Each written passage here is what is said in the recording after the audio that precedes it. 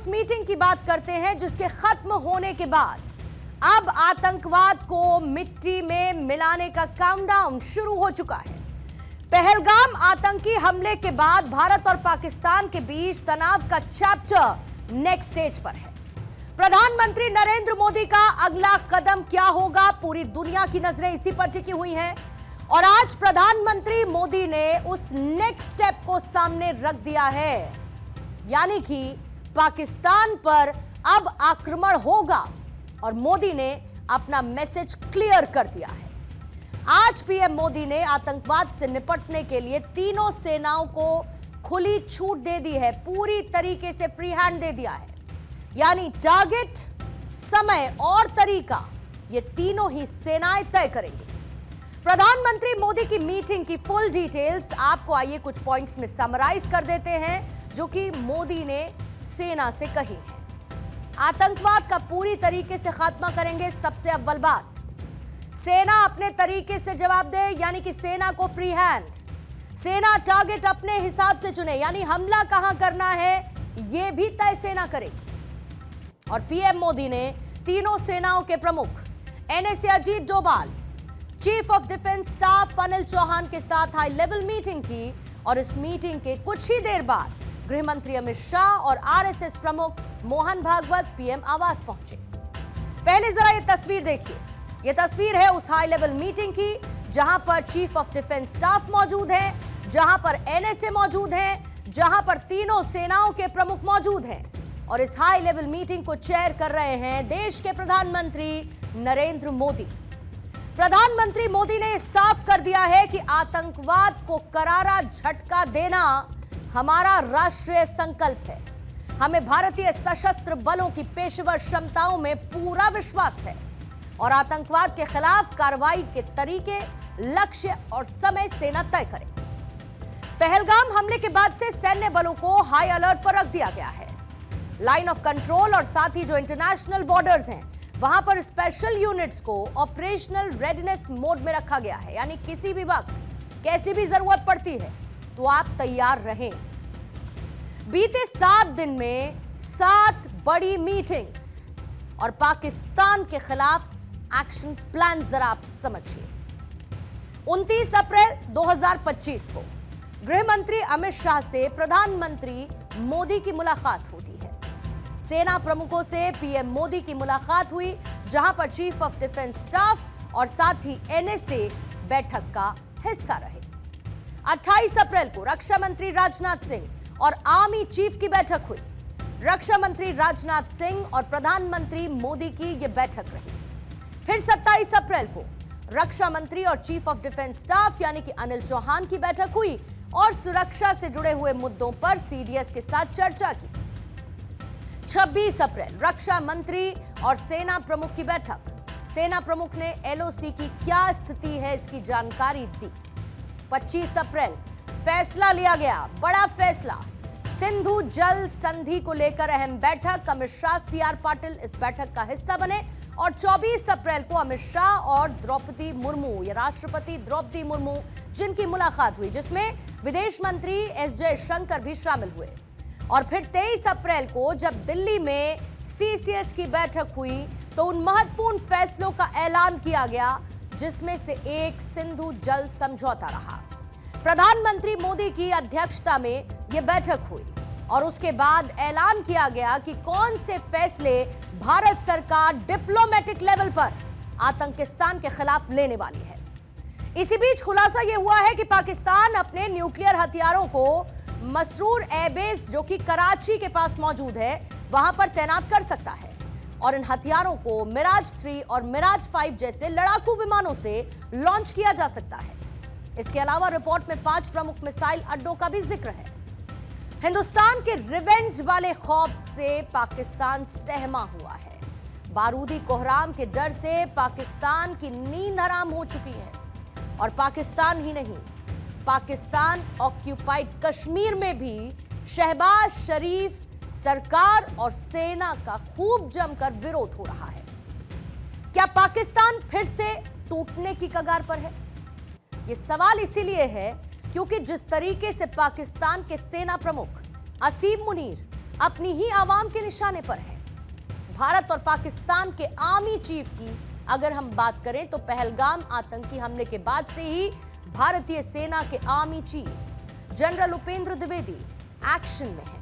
युद्ध की स्थिति में सेना कितनी तैयार है, आर्मी चीफ ने इसकी पूरी समीक्षा की। इधर पाक आर्मी चीफ, जो कि पहलगाम आतंकी हमले के स्पॉन्सर बताए जा रहे हैं आसिम मुनीर, पाकिस्तान के सोशल मीडिया पर भी इसको लेकर कई तरीके के दावे किए जा रहे हैं और पाकिस्तान में ही खुद असीम मुनीर ट्रोल हो रहे हैं। वहां की आवाम उनका इस्तीफा मांग रही है और ट्रेंड क्या कर रहा है, #रिजाइन असीम मुनीर। पहलगाम में आतंकी हमले का जिम्मेदार बताया जा रहा है असीम मुनीर को। यह बात शीशे की तरह पूरी तरीके से साफ है, यानी कि यह बात क्रिस्टल क्लियर है कि मुनीर ने ही पहलगाम हमले का ऑर्डर दिया था और इसके बाद पाकिस्तानी आवामी नहीं, पाक आर्मी में भी दहशत का माहौल है। पाकिस्तान की आर्मी और आतंक के आकाओं को भारत की तरफ से किसी बड़े एक्शन का अंदेशा है। इसीलिए तो कहा जा रहा है कि हमारी इकोनॉमी तो अभी अभी शुरू हुई है, हम भारत के साथ किसी भी तरीके से उलझना नहीं चाहते हैं। इसी बीच दावा यह भी किया जा रहा है कि जब से भारत ने एक्शन का ऐलान कर दिया है, भारत ने अपनी मंशा को साफ कर दिया है कि कल्पना से परे प्रहार करेंगे इस आतंकवाद पर और आतंकवाद के स्पॉन्सर पर, तो असीम मुनीर अपने परिवार के साथ भाग गए हैं कहां, विदेश। वहीं जनरल असीम मुनीर क्षेत्रीय स्थिरता और मानवाधिकारों के लिए खतरा बन चुके हैं। पहलगाम हमले के पीछे असीम मुनीर का ही दिमाग है और आज की तारीख में असीम मुनीर भारत का प्राइम टारगेट है और अब मुनीर का बचना बेहद मुश्किल। वो मुनीर जिसने भारत को वक्त वक्त पर दहलाने की स्क्रिप्ट लिखी। फरवरी 2019 याद करिए, असीम मुनीर आईएसआई के डीजी थे और पुलवामा हमले की प्लानिंग में शामिल थे।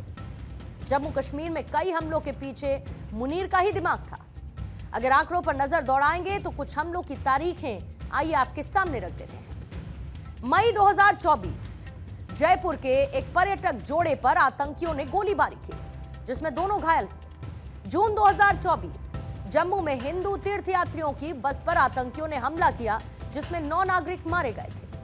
अक्टूबर 2024 एक सुरंग निर्माण स्थल के पास द रेजिस्टेंट फ्रंट के आतंकियों ने गोलीबारी की जिसमें 6 प्रवासी मजदूर और 1 डॉक्टर की मौत हो गई। नवंबर 2024 श्रीनगर के एक भीड़भाड़ वाले बाजार में आतंकियों ने सुरक्षा बलों पर ग्रेनेड अटैक किया जिसमें 11 लोग घायल हो गए।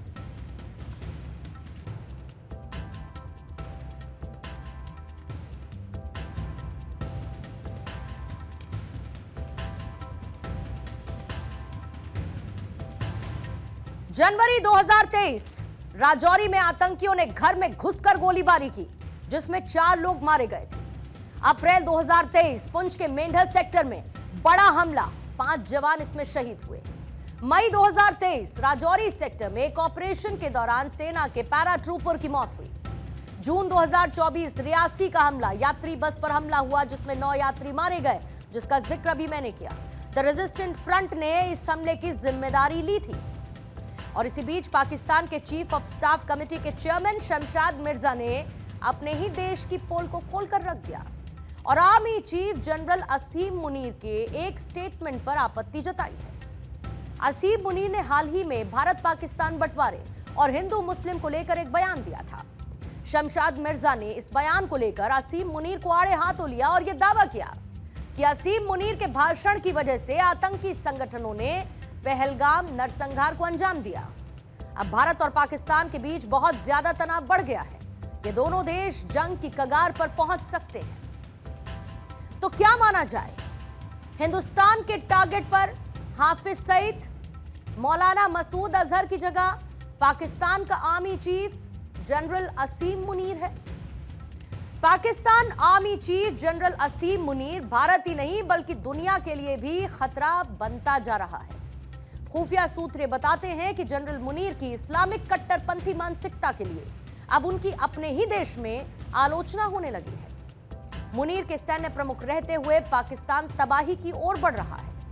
जम्मू कश्मीर के पहलगाम में आतंकी हमले के बाद जनरल मुनीर का चेहरा पूरी तरीके से एक्सपोज हो चुका है और भारत के कश्मीर और हिंदुओं के खिलाफ जनरल मुनीर के जहरीले बयान के कुछ दिन बाद हुए इस हमले के तरीके ने यह क्लियर कर दिया कि इसके पीछे पाकिस्तानी सैन्य नेतृत्व है। आतंकवादियों का पर्यटकों का धर्म पूछकर मारना जनरल मुनीर के उसी पैटर्न की तरफ इशारा करता है। जनरल मुनीर की इस्लामिक कट्टरपंथी मानसिकता पाकिस्तान को बर्बादी की तरफ ले जा रही है। जो क्रिटिक्स हैं उनका यह कहना है कि जनरल मुनीर सिर्फ भारत और दक्षिण एशिया ही नहीं बल्कि पूरी दुनिया के लिए खतरा है। दावा तो यह भी है कि असीम मुनीर पर सैटेलाइट से नजर रखी जा रही है। तो क्या मुनीर का इलाज सुलेमानी और हानिया जैसा होगा? जिस तरीके से हमास के चीफ इस्माइल हानिया ने इजराइल पर टेरर अटैक किया तो इजराइल डिफेंस फोर्सेस ने उसे पाताल में खोज कर मार गिराया। पाक आर्मी चीफ असीम मुनीर ने भी खुल्लम खुल्ला भारत के खिलाफ जंग का ऐलान किया है और ऐसे में भारत भी असीम मुनीर का पक्का इलाज करने से परहेज नहीं करेगा। पाकिस्तानी अपनी आदतन हरकतों से बाज नहीं आ रहे। पहलगाम हमले के बाद पाकिस्तान ने एक बार फिर सीज फायर तोड़ा। पाकिस्तानी जम्मू कश्मीर के सटे सीमा पर पिछले कुछ दिन से सीज फायर का उल्लंघन हो रहा है, फायर हो रहा है। अगर टाइमलाइन को हम देखेंगे तो पाकिस्तान पिछली 4 रातों से लगातार एलओसी पर सीज फायर वायलेशन कर रहा है। पहलगाम हमले के बाद से 11 बार सीज फायर का उल्लंघन कर चुका है और यह सीज फायर वायलेशन एग्जैक्ट उस दिन से शुरू हुआ है जब भारत ने बैठक में 5 बड़े फैसलों का ऐलान किया था। हालांकि भारतीय सेना पाकिस्तान को मुंहतोड़ जवाब भी दे रही है। दिल्ली में सैन्य प्रमुखों के साथ भारत पाकिस्तान को घेरने की स्ट्रैटेजी कर रहा है, तैयार कर रहा है और इसी बीच पाकिस्तान की हालत पतली नजर आती है। वो भारत से जंग का ख्वाब देख रहा है तो इस जंग से डर भी रहा है, लेकिन वो ये भूल गया है कि आज का नया भारत डिफेंस सेक्टर में कहां पर जा पहुंचा है और पाकिस्तान कबाड़ हथियारों के दम पर इतना इतरा रहा है।